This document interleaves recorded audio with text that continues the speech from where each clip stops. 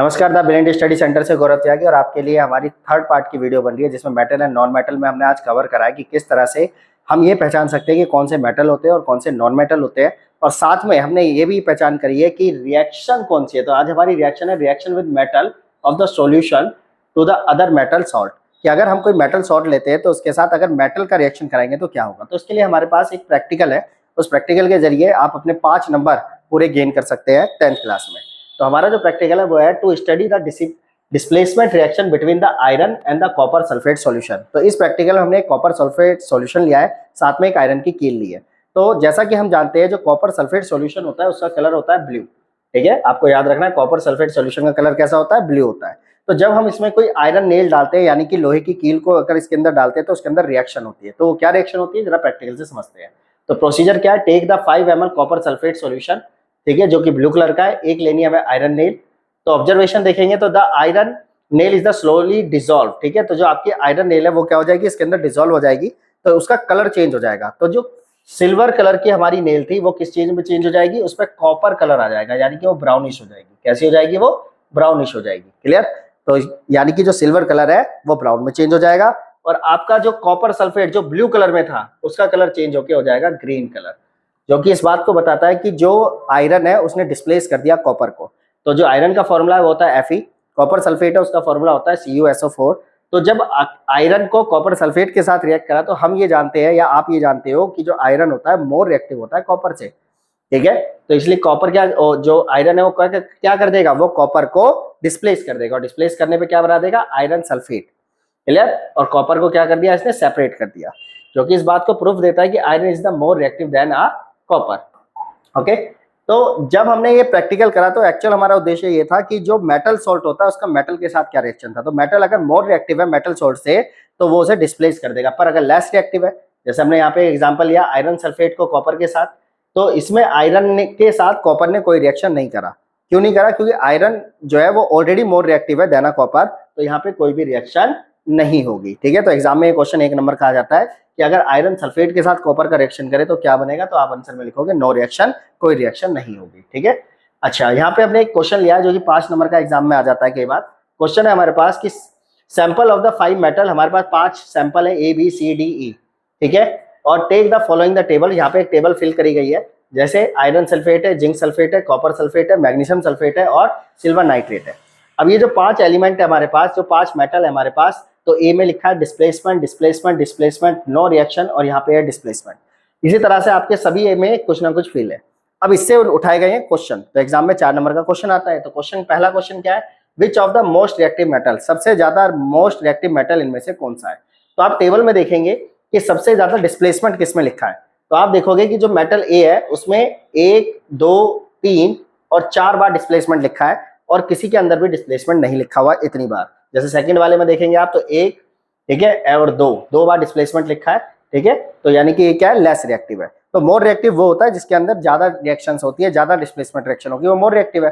तो इसके अंदर आपका आंसर बन जाता है ए, यानी कि ए मेटल जो है वो आपका मोस्ट रिएक्टिव मेटल है। ठीक है, सेकंड क्वेश्चन करता है which is the least reactive metal, सबसे कम रिएक्टिव कौन सा है। तो जो नो रिएक्शन होगा वही सबसे कम होगा। तो आप देखेंगे कि नो रिएक्शन सबसे ज्यादा 5वें में, no reaction no reaction no reaction no reaction and no reaction, यानी कि किसी भी मेटल किसी भी आपके सॉल्यूशन के साथ रिएक्ट नहीं कर रहा। तो जो रिएक्ट नहीं कर रहा वही क्या है, आपका लीस्ट सॉल्यूशन। ठीक है, तो ये आपका क्या बन गया, ई आंसर बन जाएगा। यानी अगर आपसे पूछा जाए कि सबसे कम यानी लीस्ट रिएक्टिव मेटल कौन सा है, तो ई मेटल जो है वो लीस्ट रिएक्टिव है। फिर क्वेश्चन में बोला गया है कि what is the observe the B is added to the copper sulphate, अगर आप इस बी को कॉपर सल्फेट के साथ मिलाएंगे तो क्या होगा, तो डिस्प्लेसमेंट रिएक्शन होगी। ठीक है, और जो कॉपर सल्फेट है उसका कलर फेड हो जाएगा। ओके, ये आपको याद रखना है। इसके बाद है आपके पास अरेंज करना है इन्हें कम से ज्यादा की ओर।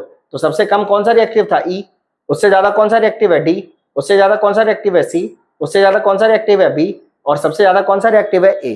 तो किस आधार पे लगाया हमने कि सबसे ज्यादा डिस्प्लेसमेंट किस में लिखा है, ए में लिखा है, उससे कम किस में लिखा है, बी में, उससे कम किस में लिखा है, सी में, और ई में बिल्कुल भी नहीं लिखा।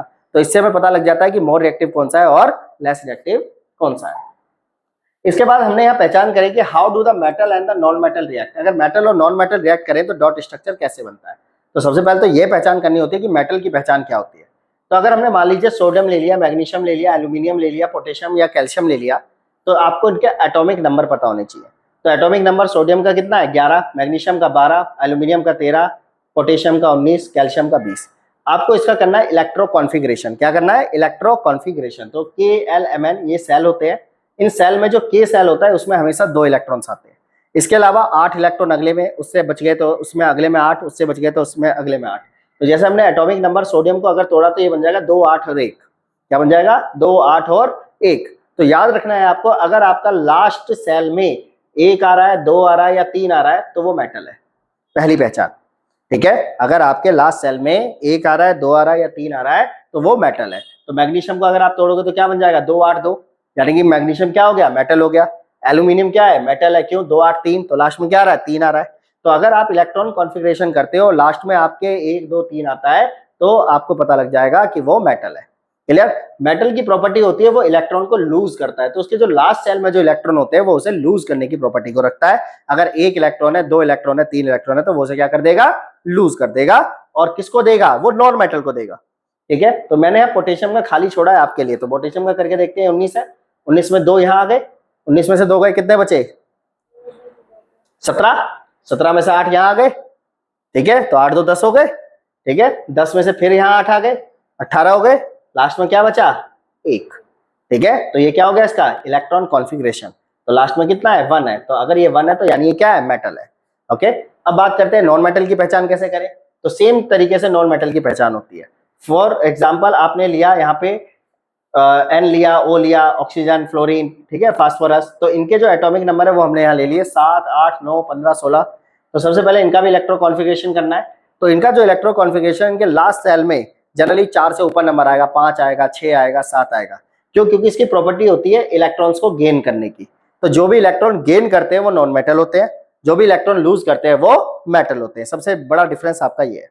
ठीक है, जो लूज करेगा उसके ऊपर पॉजिटिव का साइन लगाओगे, यानी मेटल के ऊपर हमेशा आपको पॉजिटिव का साइन मिलेगा।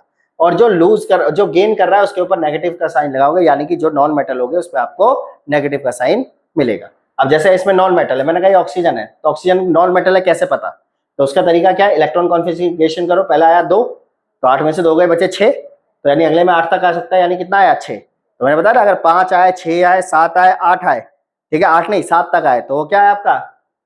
नॉन मेटल है। ठीक है, जैसे कि फ्लोरीन है, 9 है, तो कैसा आएगा? 2, 7, 9 में से 2 गए, कितने बचे? 7। ठीक है, तो अगले में कितना आएगा? 7। तो ये क्या करते हैं? ये इलेक्ट्रॉन गेन करते हैं। यानी ये मान लो इसे अपना ऑक्टेट पूरा करना है तो 5 वाला क्या करेगा? यहाँ पे 3 वाला जो है उसके साथ रिएक्ट कर लेगा। यानी कि रिएक्शन तभी हो सकती है मेटल और नॉन मेटल की, जब नॉन मेटल का ऑक्टेट पूरा करना हो तो मेटल से इलेक्ट्रॉन्स को गेन कर लेता है। क्लियर? जिसको हम डॉट स्ट्रक्चर बोलते हैं। क्या बोलते हैं? Dot structure. ठीक है, एक होता है कि ना तो वो मेटल है ना वो नॉन मेटल है। तो जो ना मेटल है ना नॉन मेटल है उन्हें बोला जाता है नोबल गैस। क्या बोला जाता है? Noble gas. कैसे पता नोबल गैस है? तो इसका भी प्रोसेस बिल्कुल सेम है कि सबसे पहले इलेक्ट्रॉन कॉन्फ़िगरेशन करेंगे। तो इलेक्ट्रॉन कॉन्फ़िगरेशन पे इनका जो ऑक्टेट होता है, जो लास्ट सेल होता है, वो हमेशा फुल होता है। तो लास्ट सेल अगर मान लो एक ही सेल है तो वो क्या हो जाएगा? 2, क्योंकि उसमें केवल 2 ही आ सकते हैं। पर उससे अगर ऊपर सेल है तो उसमें कितना आ सकता है? 2, 8, 8, 8। तो लास्ट में अगर इनके 8, 8, 8 आ रहा है या केवल 2 आ रहा है तो यानी कि वो फुलफिल है। ठीक है, और उसे हम क्या बोलते हैं? नोबल गैस बोलते हैं। फॉर एग्जाम्पल मान लीजिए हीलियम है, तो हीलियम का जो एटॉमिक नंबर होता है वो 2 होता है। तो अगर इसका डॉट स्ट्रक्चर बनाएंगे तो इसमें 2 आ जाते हैं, यानी ये ना लेगा ना देगा, ना इलेक्ट्रॉन को गेन करेगा ना इलेक्ट्रॉन को लूज करेगा। ठीक है, तो जो ना इलेक्ट्रॉन को गेन करते हैं ना इलेक्ट्रॉन को लूज करते हैं उन्हें नोबल गैस कहा जाता है। Point of view clear? अच्छा, अब जैसे मैंने बोला हमारे पास नियॉन है, तो नियॉन एक गैस है, तो इसका अगर डॉट स्ट्रक्चर बनाते हैं तो पहले में 2 आएंगे, फिर अगले में कितना आएगा? अगले में 8 आएगा। 1, 2, 3, 4, 5, 6, 7, 8। ठीक है, तो ना तो ये इलेक्ट्रॉन ले सकता है ना ये इलेक्ट्रॉन दे सकता है, तो इसलिए इन्हें कहा जाता है नोबल गैस।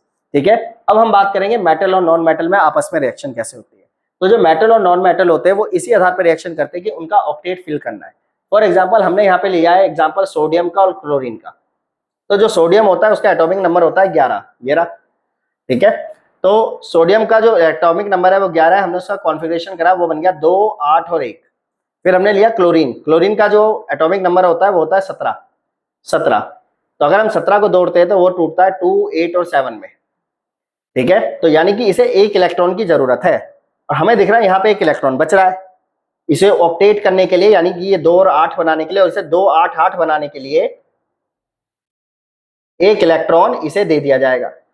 तो इसका डॉट स्ट्रक्चर कैसे बनाएंगे, पहले सोडियम बनाएंगे, सोडियम में हम देखेंगे लास्ट में एक है तो एक डॉट बना देंगे, ठीक है। फिर हम देखेंगे क्लोरीन है, क्लोरीन के लास्ट में 7 है, तो यहाँ पे क्या करेंगे 7 क्रॉस लगाएंगे, 1 2 3 4 5 6 7, ठीक है। इसका सोडियम जो है यहाँ पे डॉट बना देंगे, तो आप ये देखोगे कि इसका ऑक्टेट पूरा हो जाएगा। तो जो इलेक्ट्रॉन गेन कर रहा है, ठीक है, उसके ऊपर माइनस का साइन आ रहा है, और जो इलेक्ट्रॉन लूज कर रहा है उसके ऊपर पॉजिटिव साइन आ रहा है। यानी कि सोडियम एक मेटल है, क्लोरीन एक नॉन मेटल है, और दोनों आपस में रिएक्ट करके सोडियम क्लोराइड बना रहे हैं। तो इस फंक्शन को डॉट स्ट्रक्चर बोला जाता है।